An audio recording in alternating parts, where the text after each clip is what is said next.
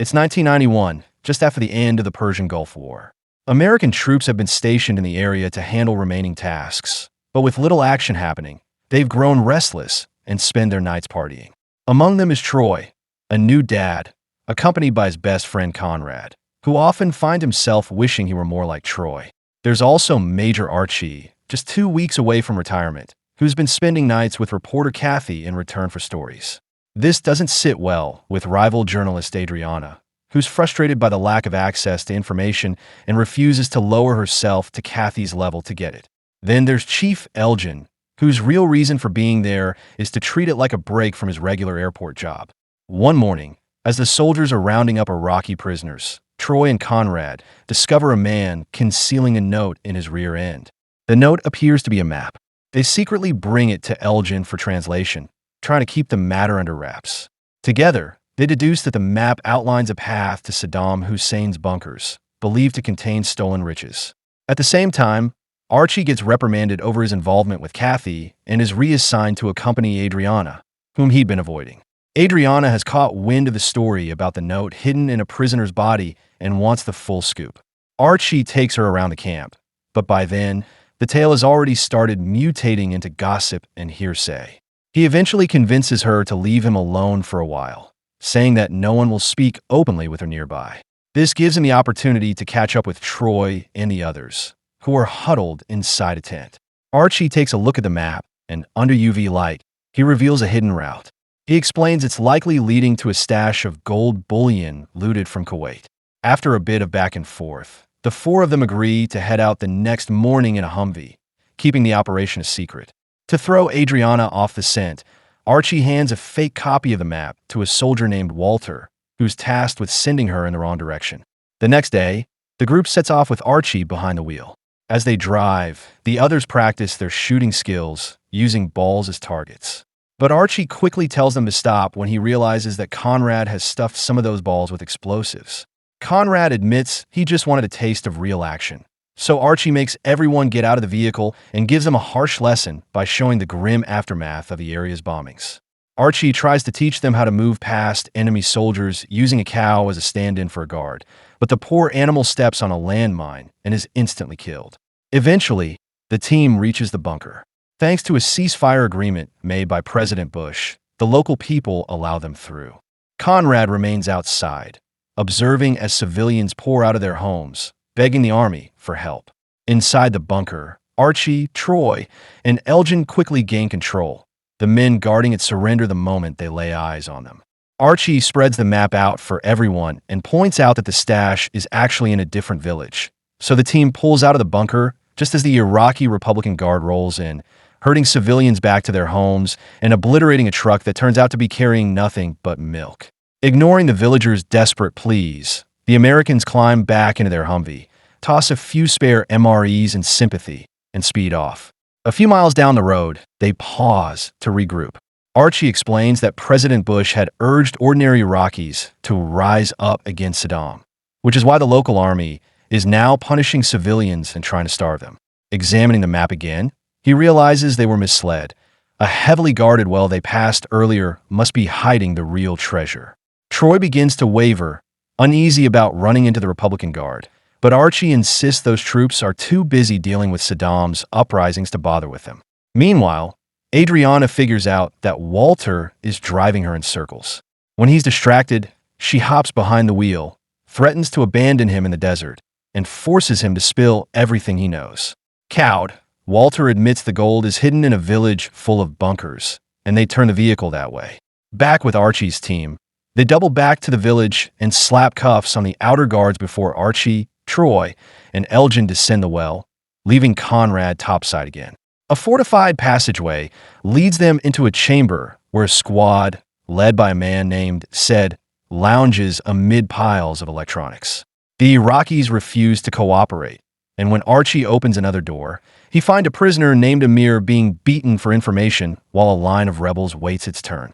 The Americans cut the prisoners loose, giving Amir a chance to reunite with his wife and child, then follow Said into yet another hidden room. Said knows Saddam would never tolerate being robbed, but he's more worried about rebel attacks, so he's willing to hand over the cash if it gets the Americans out of his hair. Suitcases overflowing with jewelry and pricey watches fill the room. But Archie reminds everyone there after the Kuwaiti gold. They locate the bars and transfer them into sturdier Louis Vuitton bags that can handle the weight better than the old luggage. Outside, the Republican Guard arrives to arrest the rebels and brushes off Conrad's reminder that American forces supposedly control this sector. The trio emerges with the gold and plans to commandeer a truck they spotted nearby. The guards actually help load the bullion just to hurry them along. As the Americans try to slip away without getting involved, one of the Iraqi soldiers shoots Amir's wife. Archie's conscience snaps. He confronts the guards, ordering them to back down, and the standoff instantly erupts into a firefight. Half of the Iraqi guards are killed in the ensuing shootout, and the rest surrender. Troy takes a bullet, but his vest absorbs the impact, sparing him. Despite Troy's protests, Archie orders all the rebels to pile into the truck and the Humvee, and the group makes a hasty retreat just as Iraqi reinforcements begin to arrive. Unfortunately, those reinforcements are equipped with gas bombs, which they launch at the vehicles. The thick clouds of gas obscure the road, and in the confusion, the Americans and rebels stumble into a minefield. While trying to stop two children from stepping on more mines, Troy becomes separated from the others and is captured by the Iraqi Guard. Meanwhile, a group of rebels hidden in an underground bunker rescues the rest of the Americans and manages to secure the gold as well. Conrad is determined to go back for Troy, but Elgin stops him, and the confrontation quickly escalates into a fistfight. Eventually, both men are pulled into the shelter along with the others.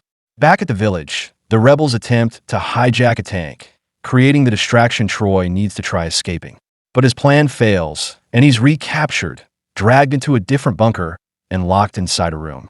They give him a change of clothes to make him look less like an American soldier. While stuck in a room, Troy finds a pile of cell phones and begins testing them until he finds a couple that still work. He first calls an emergency number, but the operator doesn't believe his story and hangs up. Then he calls his wife. After asking about her and the baby, he begs her to contact the American base and let them know where he is. Outside, Adriana arrives, hoping to report on the unfolding situation, but the guards confiscate Walter's uniform and drive the reporters away, threatening them if they don't leave. At the American base, Colonel Horn walks in on his soldiers, giving unauthorized interviews to Kathy and quickly shuts it down before it spirals further. When he questions Kathy about Archie's whereabouts, the soldiers finally confess that Archie took off with 3 others and the map. Horn immediately gets his team working with maps and radio signals in an attempt to locate them. Back in the underground hideout, the rebels tend to Conrad's and Archie's injuries. Conrad apologizes to Elgin for the earlier punch, and the tension between them eases. They then go through the gold bags and realize they missed a few pieces, but the haul is still massive, more than enough to set them up for life. Amir explains the dire situation. They don't have a working radio or access to water, and Troy has been taken to the Oasis bunker. Archie can't call for official backup, since the peace treaty forbids U.S. involvement in internal uprisings, so he strikes a deal with Amir. In exchange for part of the gold, the rebels will help carry the rest and guide the Americans to the Oasis bunker. In return for guiding them to the Oasis bunker and helping carry the gold, the Americans agree to help the rebels cross into Iran. Luckily, the hideout has enough weapons to rearm everyone, and Conrad manages to recover his explosive lace balls from Humvee. Meanwhile, Troy is being tortured, electrocuted in an attempt to force information out of him. Seth is overseeing the interrogation, and when Troy tries to appeal to his humanity by mentioning he's a father, Seth reveals he's one too. He explains that his entire family was killed in an American bombing, a cruel irony since he only joined Saddam's forces to protect them. He challenges Troy to imagine that kind of loss happening to his own family, and Troy realizes that the mere thought feels worse than death. Still, Troy can't help but get snarky with Seth, which earns him a brutal punishment, being forced to drink crude oil. Meanwhile, Archie, the rest of the soldiers, and the rebels trek a few miles until they reach a village full of Saddam's deserters. The Americans receive a warm welcome, and the village leader proudly shows off a stash of luxury cars they've managed to smuggle.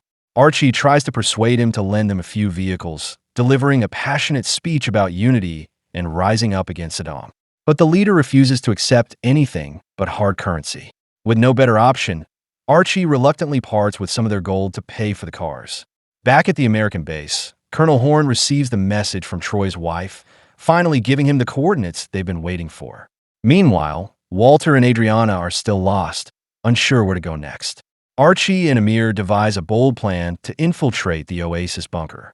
Knowing that the one thing the Iraqi Republican Guard still fears is Saddam himself, they disguise the cars to look like the dictator's convoy.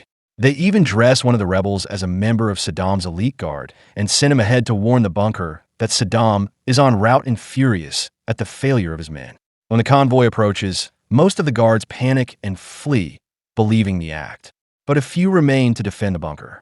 A gunfight breaks out, with Conrad and the rebels staying behind to hold off the defenders while Amir and Elgin slip inside to rescue a group of prisoners.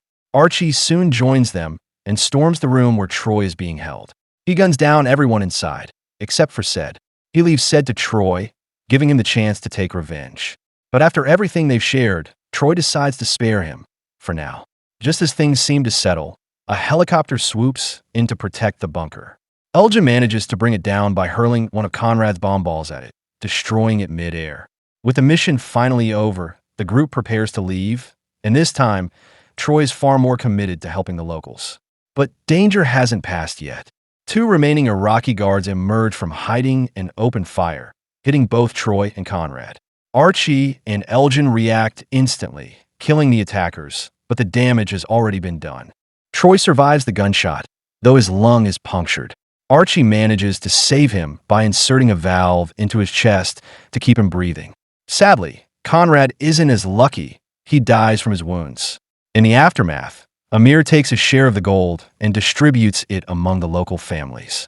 As for the Americans' portion, it's buried with the intention of retrieving it later. Elgin finds a functioning radio, and Archie uses it to contact Walter, relaying their location. To avoid being court-martialed, Archie asks Adriana to document their efforts helping the rebels, hoping public support will protect them. He also needs Walter to bring 4 additional trucks.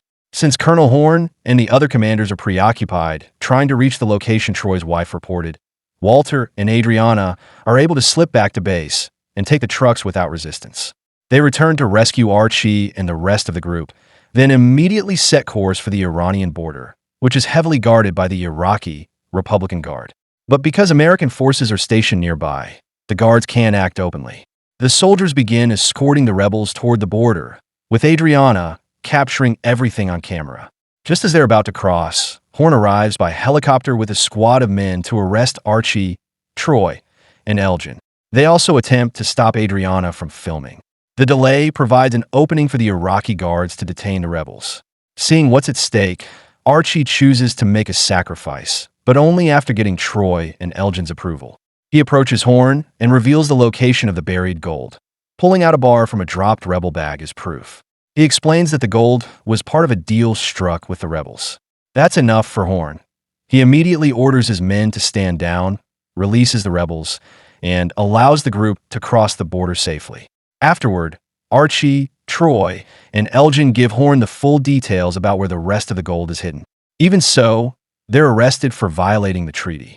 But Archie's gamble pays off, thanks to Adriana's report, which captures the Americans aiding civilians and helping rebels escape. The 3 men are discharged with honors. In the aftermath, Elgin leaves his airport job to join Archie, who begins a new career as a military advisor for Hollywood. Troy starts a carpet business and celebrates the arrival of his second child. Iraq returns the stolen gold to Kuwait, though Kuwait claims that some of it is missing.